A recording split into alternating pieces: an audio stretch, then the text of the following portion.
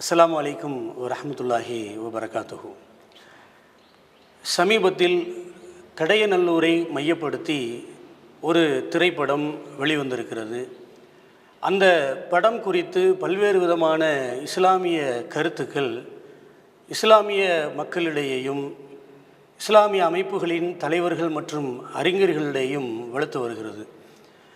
இது குறித்து தமிழ்நாடு தௌஹீது ஜமாத்தினுடைய மார்க்க அறிஞர் சகோதரர் KN அப்துல் நாசர் MAC அவர்களிடம் ஒரு சிறப்பு நேர்காணலை ஏற்படுத்தி இருக்கிறோம். இது குறித்த கேள்விகளை அவருக்கு மத்தியில் நாம் எடுத்து வைக்க இருக்கிறோம். வாருங்கள், நாமும் நம்முடைய கேள்விகளுக்குரிய பதில்களை அவரிடம் கேட்டு மார்க்க அடிப்படையில் அறிந்து கொள்வோம். அஸ்ஸலாமு அலைக்கும் வரஹ்மத்துல்லாஹி வபரகாத்துஹு. வலைக்கும் சலாம் வரஹ்மத்துல்லாஹி வபரகாத்துஹு. கடையநல்லூரை மையப்படுத்தி ஒரு திரைப்படம் வெளிவந்திருக்கிறது அப்படிங்கிறது உங்களுக்கு தெரியும். குறிப்பாக நீங்கள் இந்த ஊருக்காரரு, கடையநல்லூர்காரரு அப்படிங்கிறனால அது சம்மந்தமாக உங்களுக்கும் இந்த தகவல்கள் எல்லாமே வந்திருக்கும். இப்போ இந்த படத்தை பல இஸ்லாமிய அமைப்புகளினுடைய தலைவர்கள் என்ன பண்ணுறாங்க அப்படின்னா, இது ஒரு சிறந்த திரைப்படம், இது இஸ்லாமியர்களினுடைய வாழ்வியலை அப்படியே எடுத்து சொல்லுது அப்படின்னு என்ன பண்ணுறாங்கன்னா, அது வெகுவாக இஸ்லாமிய மக்களை பார்க்க சொல்லி ஊக்கப்படுத்தி கொண்டு இருக்கிறாங்க. இது குறித்து உங்களுடைய கருத்து என்ன? அல்ஹம்துலில்லாஹி ரப்பில் ஆலமீன். அதாவது நீங்கள் குறிப்பிட்ட மாதிரி கடந்த 2 வார காலங்களாக ஹபீபி அப்படிங்கிற அந்த சினிமா, இது கடையநல்லூருடைய 1980 காலகட்டங்களில் கடையநல்லூர் மக்களுடைய வாழ்க்கையை அடிப்படையாக கொண்டு எடுக்கப்பட்ட சினிமா படம் அப்படின்னு சொல்கிறாங்க. அதனுடைய ஒரு சில வீடியோ துணுக்குகளையும் நம்ம ஃபேஸ்புக் வாயிலாக என்ன செஞ்சுருக்கிறோம், பார்த்துருக்குறோம். இந்த கடையநல்லூர் வாழ்க்கையை பொறுத்த வரைக்கும், இந்த கடையநல்லூர் வாழ்க்கையில் அதனுடைய ஒரு அங்கமாக நெசவு தொழில், இது கடையநல்லூர் மக்கள் அதிகமாக செஞ்ச தொழில், அதில் வாழ்ந்து அதனுடைய லாப நஷ்டங்கள்லாம் பார்த்தவர்களில் நானும் ஒருவன். என்னுடைய குடும்பமும் அந்த நெசவு தொழிலில் அது எவ்வளோ கஷ்டங்கள் இருக்குது, சிரமங்கள் இருக்குது என்பதை பார்த்த ஒரு தொழில்.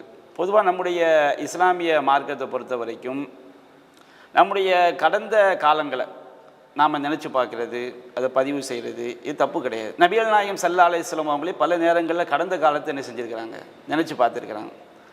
நபிகள் நாயகத்தை சந்திக்க வந்த ஒருவர் நடுங்கும் பொழுது நபிகள் நாயகம் சொன்னாங்க, நீ என்னை பார்த்து நடுங்காதப்பா, நான் ஒரு உப்பு கொண்டம் சாப்பிடக்கூடிய ஒரு பெண்ணுடைய மகன் தான் அப்படின்னு சொன்னாங்க. கடந்த காலத்தை நினச்சி பார்க்குறாங்க.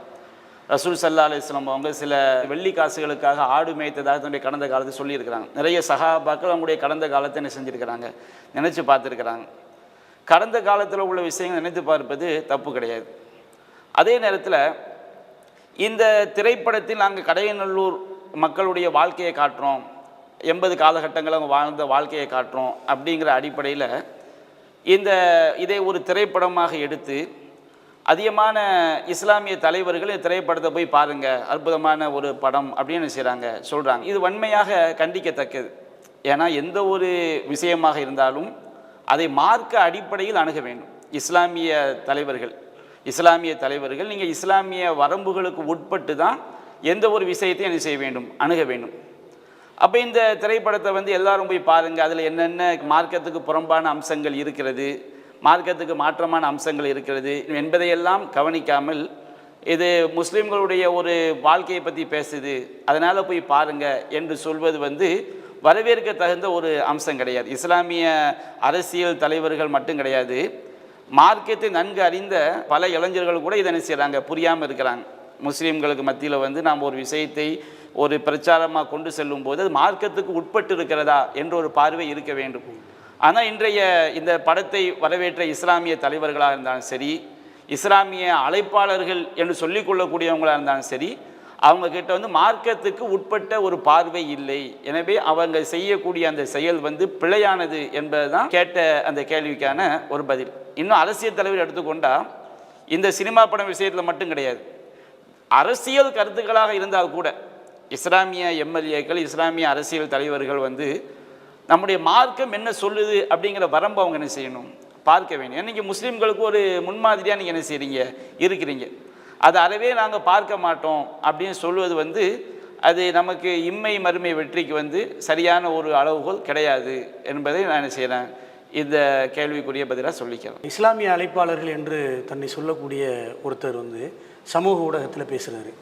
என்ன பேசுகிறாரு அப்படின்னா, கடந்த 30-40 வருடங்களாக இஸ்லாமிய அழைப்பாளர்கள் எல்லாம் தமிழகத்தில் செய்த அந்த பிரச்சாரம் எட்டிய தூரத்தை இந்த திரைப்படம் ஒரு 2 நாட்களில் 3 நாட்களில் எட்டிருச்சு அப்படின்னு பேசுகிறாங்களே. இந்த மாதிரி கருத்துக்களை எல்லாம் எப்படி எடுத்துக்கிறது? ஏன்னா எப்படி இஸ்லாமிய அழைப்பாளர்கள்னு சொல்லிக்கிறாங்க, ஆனால் இப்படி ஒரு கருத்தை சொல்கிறாங்க. இப்போ இந்த கருத்தை வந்து நீங்கள் எப்படி பார்க்குறீங்க? பொதுவாக வந்து நம்முடைய மார்க்கத்தை பொறுத்த வரைக்கும் எந்த ஒன்றையும் எமோஷனல் மனநிலை, உணர்ச்சி மனநிலையில் என்ன செய்யக்கூடாது, அணுகக்கூடாது. உணர்ச்சி மனநிலை என்பது வந்து நமக்கு வந்து சில நேரங்களில் கெட்டதை பார்க்கும்போது கூட உணர்ச்சி மனநிலை என்ன செய்யும், ஏற்படும். இப்போ நீங்கள் மூசா நபியுடைய வரலாறு எடுத்துக்கிட்டிங்கன்னா, மூசா அலைஹிஸ்ஸலாம் அவங்க வந்து ஒரு வீதி வழியாக செல்லும்போது மூசா நபியுடைய சமுதாயத்தை சேர்ந்தவன் ஃபிரௌனுடைய சமுதாயத்தை சேர்ந்த ஒருவனோடு சண்டை போட்டுக்கிட்டு இருப்பாங்க. அப்போ அந்த மூசா நபியுடைய சமுதாயத்தை சேர்ந்தவர் தனக்கு உதவி பண்ணதுக்காண்டி மூசா நபியை அழைப்பாங்க. அப்போ மூசா நபி வந்து தன்னுடைய சமுதாயத்தை சேர்ந்தவன் அப்படிங்கிற ஒரு எமோஷனலில் என்ன செஞ்சிடுறாங்க, ஃபிரௌனுடைய சமுதாயத்தை சேர்ந்தவரை வந்து ஓங்கி ஒரு குத்து விடுறாங்க, மூத்தாயிடுறாங்க. அப்போ இந்த உணர்ச்சி மனநிலையில் வந்து நீங்கள் எந்த ஒன்றை அணுகினாலும் வந்து அது வந்து சில நேரம் மார்க்கத்துக்கு உட்பட்டதா இல்லையா என்கின்ற ஒரு பார்வை இல்லாமல் நம்ம தவறான பாதையில் கொண்டு போய் காட்டிடும். அப்போ இது என்னன்னு சொன்னோம்னா, இந்த மாதிரி 30 வருஷம் மக்களுக்கு மத்தியில் செய்த சமுதாய பிரச்சாரம், முஸ்லீம்களை தீவிரவாதிகள்னு சொல்கிறாங்க, முஸ்லீம்களை வந்து தவறாக சித்தரிக்கிறாங்க, இந்த சினிமா படம் வந்து முஸ்லீம்களை பற்றி நல்லெண்ணத்தை உண்டாக்கிட்டு அப்படிங்கிற இந்த விமர்சனத்தை என்னை பொறுத்த வரைக்கும், இந்த சினிமாவை பார்த்து விட்டு நிறைய முஸ்லீம்கள் கூட இந்த சினிமாக்களை பார்த்துட்டு கண்ணீர் வடிச்சுக்கிட்டு இருக்கிறாங்க அப்படி நம்ம கேள்விப்படுறோம். அப்போ அந்த மாதிரி ஒரு உணர்ச்சி மனநிலையில் பேசிய ஒரு பேச்சாகத்தை இதை கருத முடியுது. ஏன்னு சொன்னால் இது மார்க்க அடிப்படையில் வந்து பார்க்கப்பட்ட ஒரு பார்வையாக இல்லை.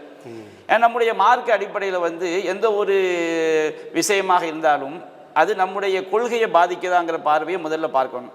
அதில் ஆபாசமான விஷயங்கள் இருக்குதா அப்படிங்கிற ஒரு பார்வை இருக்க வேண்டும். அதில் வந்து எது நம்முடைய வாழ்வியல் அப்படிங்கிற பேரில் மார்க்கம் தடுத்த விஷயங்கள் கொண்டாடப்படுகிறதா, அது தவறு என்று சுட்டி காட்டப்படுகிறதா? இந்த சினிமாவில் மார்க்கம் தடுத்த பல விஷயங்கள் இருக்குது, நம்ம அது பின்னாடி நான் சொல்லி காட்டுறேன். அப்போ மார்க்கம் தடுத்த விஷயங்கள் கொண்டாடப்படுகிறதுன்னு சொன்னோம்னா அது எப்படி இஸ்லாத்துக்கு உட்பட்டதா அது ஆகும்? இஸ்லாம் தடுத்த மது, விபச்சாரம், இன்னும் ஆண் பெண் தவறான தொடர்புகள் இதெல்லாம் வந்து ஒரு சிறந்த ஒரு செயலாக காட்டப்படுகிறதா, அது தவறு என்று காட்டப்படுகிறதா? இப்படி ஒவ்வொன்றையுமே ஒரு அழைப்பாளர் என்பவர்கள் பொதுவாக ஒரு முஸ்லீம் என்ன செய்ய வேண்டும், சிந்தித்து பார்க்க வேண்டும். அப்போ இதில் அப்படி என்ன அம்சம் இருக்குது நான் கேட்குறேன். இது வந்து இஸ்லாத்துடைய நம்பிக்கை, தௌஹீது கொள்கையை போய் மக்களுக்கு சொல்லுதா, அது இஸ்லாமிய அஹ்லாக்கை பற்றி சொல்லுதா, அது இஸ்லாம் தடுத்த ஆபாசங்களை பற்றி மக்களுக்கு மத்தியில் இது ஆபாசம் செய்யக்கூடாது அப்படிங்கிற தகவலை சொல்லுதா, என்ன ஒரு செய்தியை வந்து இந்த திரைப்படம் மக்களுக்கு மத்தியில் கொண்டு போய் காட்டுது? எல்லாரும் என்ன சொல்கிறாங்க, பார்த்தவங்க எல்லாரும் கடையநல்லூர் வாழ்வியலை பற்றி சொல்லுது அப்படிங்கிறாங்க. அவ்வளோதானங்க. கடையநல்லூர் வாழ்வியல் என்பது மார்க்கத்துக்கு உட்பட்ட வாழ்வியலா, குர்ஆன் சொல்லக்கூடிய வாழ்வியலா, சிந்திக்கணுமா இல்லையா? இப்போ எந்த ஒரு வாழ்க்கையை எடுத்துக்கிட்டாலும் நம்ம கடந்த காலத்தை எடுத்துக்கிட்டோம்னா மார்க்கத்துக்கு உட்பட்ட செயல்களும் இருக்கும், மார்க்கத்துக்கு எதிரான செயல்களும் இருக்கும். அப்போ கடந்த காலம் என்ற அடிப்படையில் வந்து எல்லாத்தையுமே நம்ம என்ன செய்ய முடியாது, எல்லாம் போற்றி கொண்டாட முடியாது. இப்போ அறியாமை காலத்தை எடுத்துக்கிட்டிங்கன்னா ஜெயித் இப்னு அம்ர் இப்னு நுஃபைல் போன்ற நன்மக்களும் என்ன செஞ்சுருக்கிறாங்க, இருந்திருக்கிறாங்க. அறியாமை காலத்தில் வந்து பெண் குழந்தைகளை உயிரோடு புதைச்சிருக்கிறாங்க. காபாவில் வந்து நிர்வாணமாக என்ன செஞ்சுருக்கிறாங்க, தவாஃப் செஞ்சுருக்கிறாங்க, சீட்டி அடிச்சிருக்கிறாங்க. திருமணங்கள்லேயே 4 வகை திருமணங்களில் 3 வகை திருமணம் விபச்சார திருமணமாக இருக்குது. அப்போ எங்கள் முன்னோர்கள் இப்படி வாழ்ந்தாங்கன்னு சொல்லி அதை வந்து நம்ம கொண்டாடணுமா, அல்லது இப்படி வாழ்ந்துருக்கிறாங்க, இது வந்து ஒரு தவறான ஒரு வாழ்க்கை, அல்லாஹ் நமக்கு நேர்வழி காட்டிட்டான் அப்படின்னு சொல்லி தவறை தவறாகவும் ஒரு மக்களுக்கு மத்தியில் எடுத்து காட்ட வேண்டிய விஷயத்தை நல்ல ஒரு போற்றி சொல்ல வேண்டிய விஷயத்தை போற்றுதலுக்குரியதாகவும் இந்த படம் காட்டுதா?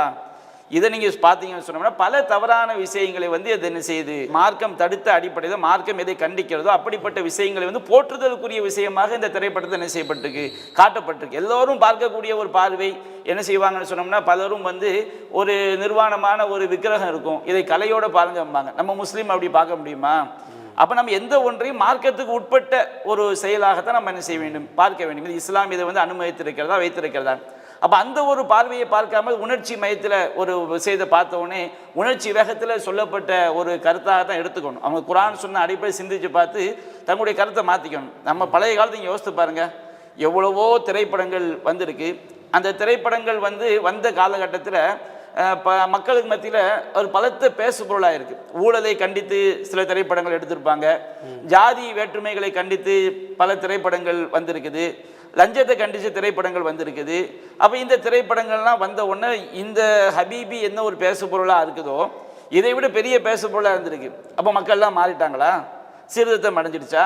இது அறியாமையில் வைக்கப்படக்கூடிய ஒரு வாதம். இந்த ஹபீபிங்கிறது அதனுடைய திரை காவியத்தை பார்த்துட்டு உணர்ச்சி வேகத்தில் நம்ம ஊரில் ஒரு பழமொழி சொல்லுவாங்க, பொதுவாக குடிகாரம் பேச்சு விடிஞ்சா போச்சுங்கிற மாதிரி ஒரு திரை கதையை பார்த்துட்டு ஒரு 4 நாளைக்கு என்ன செய்வாங்கன்னா உணர்ச்சி மயத்தில் என்ன செய்வாங்க இருப்பாங்க. மனுஷனுக்கு அப்படி திறமை இருக்குல்ல, ஒரு விஷயத்தை அழுகிற மாதிரி காட்டலாம், கோபம் ஊட்டுற மாதிரி காட்டலாம், சிரிக்க வைக்கிற மாதிரி காட்டலாம். அதான திரைத்துறையுடைய அடிப்படை.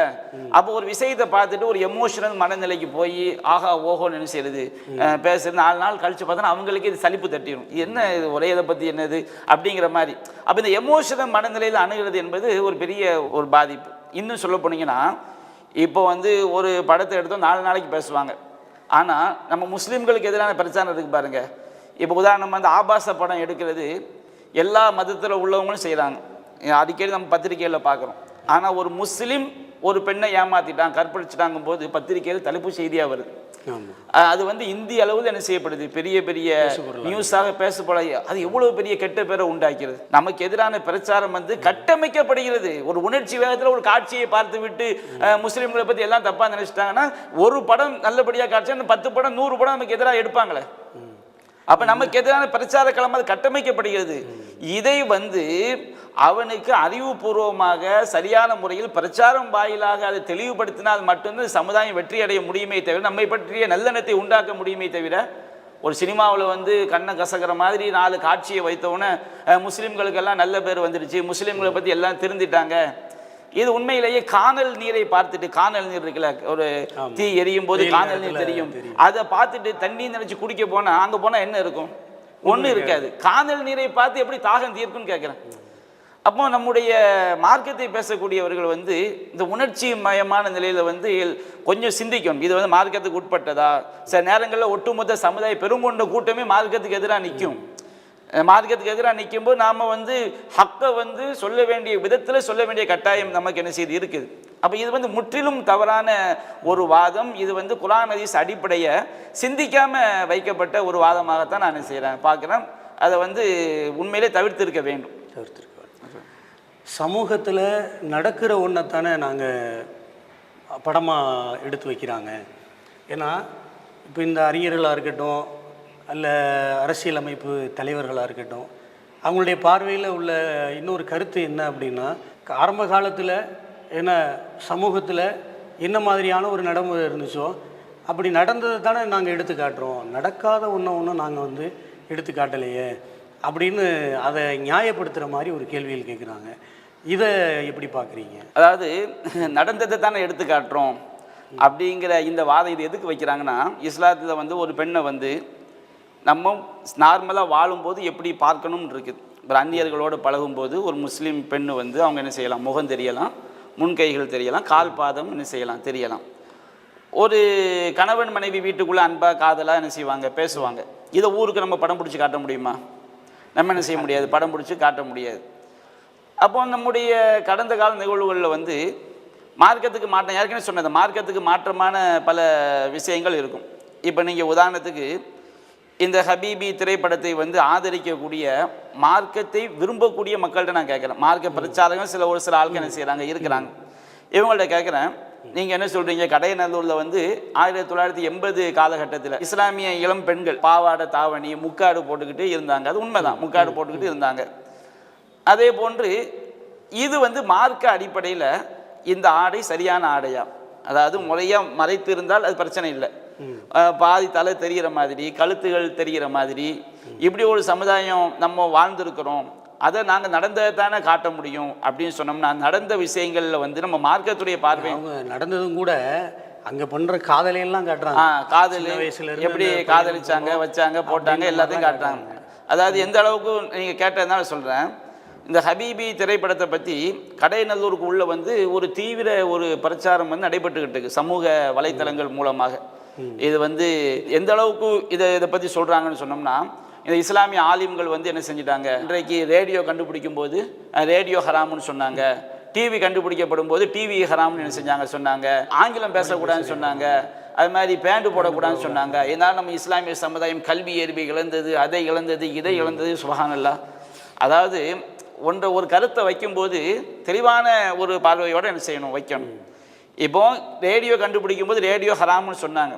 உண்மையிலே ரேடியோ கண்டுபிடிக்கப்படும் பொழுது அந்த ரேடியோ மூலமாக ஹராமான விஷயங்கள் இருக்க போய் தான் ஆலிம்கள் என்ன செஞ்சுருக்கிறாங்க, சொல்லியிருக்கிறாங்க. அது பொதுவாக நம்முடைய மார்க்கத்தில் வந்து எந்த ஒரு ஹராமையும் நம்ம செய்யக்கூடாது. நம்ம மக்களுக்கு அதை பற்றிய விழிப்புணர்வு என்ன செய்யணும், உண்டாக்க வேண்டும். அது வந்து மார்க்க அடிப்படையில் வந்து ஒரு ரேடியோங்கிற கருவியை வந்து சரியான விஷயத்துக்கு பயன்படுத்தினா அது என்ன கிடையாது, தப்பு கிடையாது. ஒரு டிவியை ஹலாலான விஷயங்களை பார்க்கறதுக்கு பயன்படுத்தினா அது தப்பு கிடையாது. இது ஒரு மார்க்கத்துடைய ஒரு அடிப்படை. அப்போ அந்த மாதிரி ஒரு சில விஷயங்கள் அந்த காலத்தில் சொல்லப்பட்டிருக்கு, ஹராமுக்கு பயன்படுத்தப்பட்ட காரணத்தினால. ஆனால் நம்ம அதை இது தப்புன்னு நம்ம தெரிஞ்சு அதை என்ன செஞ்சுக்கிட்டோம், திருத்திக்கிட்டோம். ஒரு ரேடியோ வந்தால் ஹலாலுக்கு பயன்படுத்தினா அது கூடும். ஒரு கருவி என்பதே அது என்ன செஞ்சிடாது, அது அதனாலே அது ஹராமாக ஆயிடாது. அதுபோன்று இந்த சினிமாவை இத்தனை நூற்றாண்டுகளில் எந்த மார்க்க அறிஞராவது அனுமதிச்சிருக்கிறாங்களா சினிமா கூடும் இந்த வடிவத்தில், எந்த வடிவத்தில்? அதாவது மார்க்கம் வந்து மார்க்க அடிப்படையில் வந்து எது எது தடுக்கப்பட்டிருக்கோம், நம்முடைய நம்பிக்கையை பாதித்தாலும், ஆபாசங்கள் இருந்தாலும், மது விபச்சாரம் போன்ற விஷயங்கள், புகைப்பிடித்தல் போன்ற விஷயங்கள் இருந்தாலும், அந்நிய பெண்களை பார்ப்பது இருந்தாலும் அந்த சினிமா கூடும், இது வந்து மக்களை ஈர்க்கக்கூடிய ஒரு துறை என்று எந்த மார்க்க அறிஞராவது இதை ஆதரித்திருக்கான என்ன செய்யல, ஆதரிக்கிறான். அப்போ இந்த சினிமா துறை ஏன் அறிஞர்கள் ஆதரிக்கல? இந்த சினிமா துறை என்பதே முழுக்க முழுக்க ஒரு மார்க்கம் தடுத்த காட்சி விஷயங்களை கொண்டு அடிப்படையை கொண்டு இயங்கக்கூடிய ஒரு துறையாகத்தான் இது என்ன செய்யுது இருக்குது. அப்படி இருக்கும்போது இவங்க என்ன வாதம் வைக்கிறாங்க, நாங்கள் நடந்ததை தானே காட்டுறோங்க. நடந்தது என்பதில் வந்து நடந்த விஷயத்தில் கடந்த காலத்தில் நல்லதும் இருக்குது, கெட்டதும் இருக்குது. நீங்கள் நல்லதை சொல்லி போட்டுருங்க. கடந்த காலத்தில் என்ன செய்வாங்க, ஒரு திருமணம் வந்துடுச்சா எல்லாரும் கூடி ஹலாலான முறையில் அவங்க ஒரு சாப்பாடு வச்சாங்க, ஏழை பாளையெல்லாம் விருந்து கலைச்சாங்க, நல்லதுன்னு வச்சுக்கிடுங்க. கடந்த காலத்தில் தண்ணி குளத்தில் வந்து அந்நிய பெண்ணு இந்த குளத்தில் தண்ணி எடுக்க போகும்போது அதில் போய் சோப்பை போட்டு அந்த பெண் சோப்பை எடுத்துக்கிட்டால் என்ன செஞ்சான், அந்த பெண் இந்த இவரை விரும்புகிறதாகவும் எடுக்காட்டா மறுத்ததாகவும் இப்படிலாம் பிள்ளைங்களை காட்டுறீங்களா, என்ன சொல்ல வர்றீங்க? ஒருத்தன் வந்து மதரசாவுக்கு போகும்போதே பிள்ளைங்களை பார்த்து நேசிச்சாங்கிற மாதிரி காட்சி என்ன செய்றீங்க, காட்டுறீங்க. பள்ளிக்கூடங்களில் போய் என்ன செஞ்சாங்க, பிள்ளைங்களை பார்க்கறதுக்காண்டியே பள்ளிக்கூடம் போனாங்க, இதுதான் கடந்த காலம் அப்படிலாம் என்ன செய்றீங்க, காட்டுறீங்க. இது வந்து மார்க் அடிப்படையில் தவறான காட்சியை காட்டலாம். அதை நான் உங்கள்கிட்ட கேட்டேன், மக்கா காஃபிர்கள் காபத்துல்லா நிர்வாணமாக வலம் வந்தானே, இதை வந்து போற்றுதலுக்குரிய செய்தியாக நம்ம வந்து நிர்வாணமாக காட்ட முடியாது, தப்பு. சில செய்திகளை வந்து சொல்லலாம், சொல்லும்போது ஆபாசம் வராது. நிர்வாணமாக சுற்றுனாங்க அப்படின்னு சொல்லும்போது ஆபாசம் வராது. அறியாமைகள் 4 வகையான திருமணம் இருக்குது. 4 வகையான திருமணங்கள் 3 திருமணம் ரொம்ப மோசமான திருமண முறையா இருந்துச்சு. சில விஷயங்களை வந்து சொல்லும் போது ஆபாசம் வராது, அது காட்சியா காட்டுமா, இப்படிதான் என்ன செஞ்சாங்க, காபாவை நிர்வாணமா தவாஃப் பண்ணாங்க, இப்படிதான் வந்து ஆபாச திருமணம் பண்ண காட்சியா காட்ட முடியுமா? அப்ப காட்சியா சில விஷயங்களை வந்து சொல்லும் போது ஆபாசம் வராது. அது சொல்லும் போது கூட அதை நாம் போற்றி உயர்த்தி சொல்கிறோமா, கவலையோடு சொல்கிறோமா அப்படிங்கிற ஒரு பார்வை மூமின் இருக்கணும். இது மூமின் பார்க்க வேண்டிய ஒரு பார்வை. முக்கியமான ஒரு இடம், முக்கியமான ஒரு இடம். இதில் நீங்கள் என்ன பண்ணியிருக்கிறீங்க, கவலையோடு சொல்லியிருக்கிறீங்களா? அன்றைய காலத்தில் மனிதனை வந்து ஒரு முஸ்லீமை வந்து அழிக்கக்கூடிய பாவம் எது சொல்லுங்க பார்ப்போம். ஒரு முஸ்லீமை அழித்து நிரந்தர நரகத்தை தள்ளக்கூடிய பாவம் எது? இணை வைப்பு. இணை வைப்பு. மௌலுதில் இணை வைப்பு இருக்குதா இல்லைங்களா? தர்கா வழிபாடுல இணை வைப்பு இருக்கா இல்லையா? அப்போ கடையநல்லூரில் வந்து அன்றைய காலத்தில் என்ன செய்வாங்கன்னா, பாஸ்போர்ட் எடுத்து வெளிநாட்டுக்கு போகும்போது எல்லா தர்காக்கள்லையும் போய் பாஸ்போர்ட்டை வச்சு என்ன செய்வாங்க, பாத்தியா ஓதி ஒரு குளம் பழத்தை கொண்டு போய் பாத்தியா ஓதி என்ன செய்வாங்க, வெளிநாட்டுக்கு போவாங்க. இங்கேருந்து திருவனந்தபுரம் ஏர்போர்ட்டுக்கு போகும்போது பீமா பள்ளியும் தர்கா இருக்கு.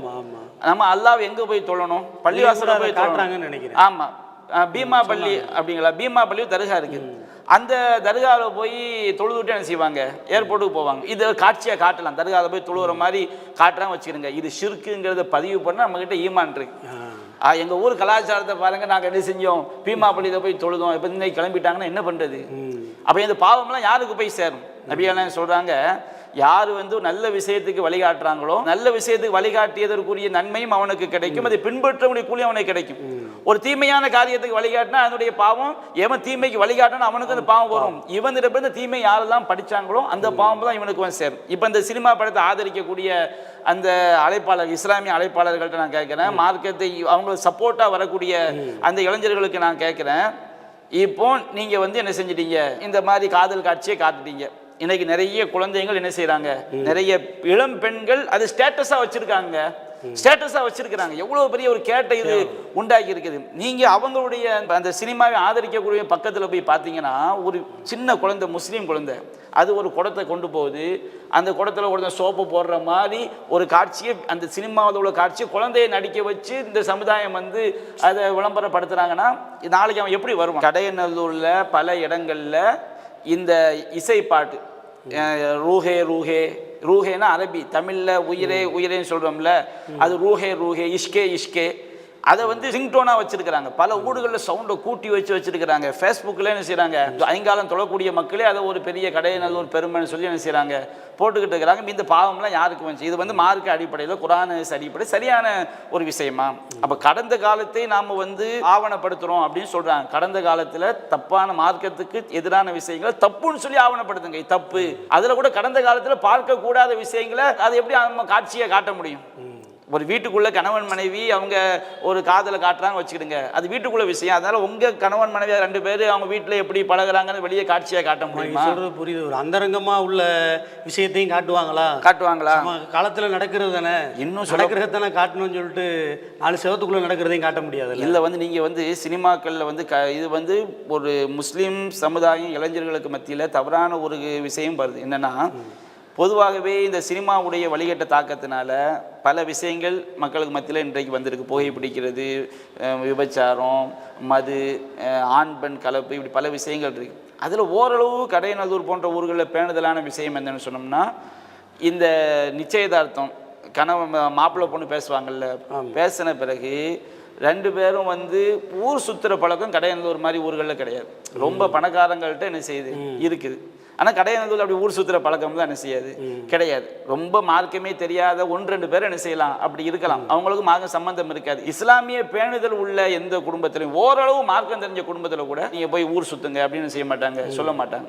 ஆனால் இந்த சினிமாவில் என்ன காட்டப்படுது, இந்த நிச்சயதார்த்தம் மாப்பிள்ளை பொண்ணு பேசி முடித்தவொடனே அவங்க என்ன செஞ்சாங்க, வெளியே போய் தனிமையில் சந்திச்சு பேசுகிறாங்க. இதெல்லாம் நீங்கள் இந்த சமுதாயத்துக்கு என்ன சொல்ல வர்றீங்க? இது சமுதாயத்துக்கு கெடுக்கக்கூடிய விஷயங்கள் இல்லை. நீங்கள் அந்த பொண்ணோடைய கையையும் பிடிக்கிற மாதிரிலாம் காட்சிகளை அந்த கிளிப்ஸ்களில் பார்த்தோம் நம்ம. அப்படிங்களா? அல்லாஹ் இன்னும் திருமணம் ஆகலை, ஆனால் திருமணத்துக்கு முன்னாலேயே அந்த பொண்ணை கையை பிடிச்சி அவர் பேசுகிறாரு.